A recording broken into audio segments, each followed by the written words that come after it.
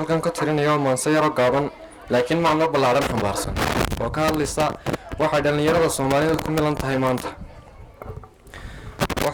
haddaan bilaabo waxay oranaysaa idilkeedba maansada isir gacalow malihi aabbahay ma tirin gabay awowgeyna geeraar ma gardaadin weligii annaga fafka dhacayo dhaqanka la gooyba ii geeyay maansada gundhigeeda weedha waxaan uga gol leeyahay gar alle barbaar yahay dhalinyaradan guraacane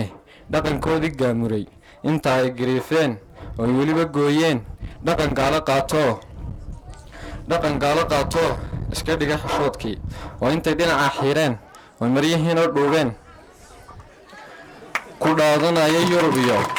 walaalayaan arago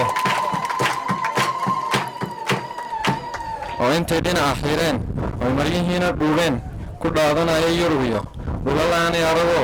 ka dhaqaaqay wadankii gabagabada maansada haddii aan gunaanado gar alle barbaar yahay haddaa tahay islaam dhawa ama Soomaali dhaladkeed dhaqankii islaamkiyo dhaxalkii rasuulkiyo axaadiista dhiganiyo dhabbadii asxaabtiyo orodoo furqaan dhigo inaasan kusoo gabagaban lahaa. Assalaamu calaykum waraxmatullaahi wabarakaatuh.